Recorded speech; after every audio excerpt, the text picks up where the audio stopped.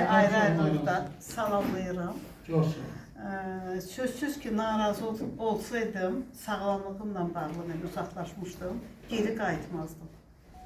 Harada düzgünlük var, harada ehtiyacı olan insanlara kömək varsa, mütləq orada iştirak etmək bizim məncə hər birimizin borcudur, vəzifəsidir. Həqiqət müəllim bəzən deyir ki, Məlahət xanım öz hüquqlarını yaxşı bilir.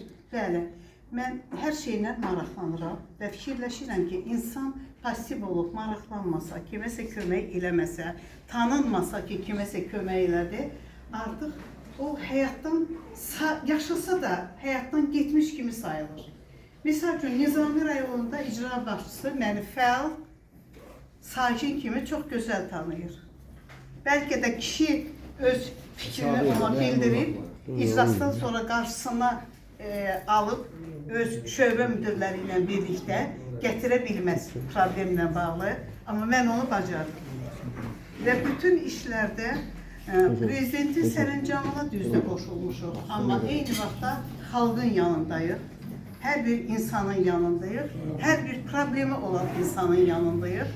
Bizdə Xəzər rayonunda da problemlərimiz var. 250 nəfərdən orada yaşayan insanla imza toplamaq təyyar müəllim, asan deyil.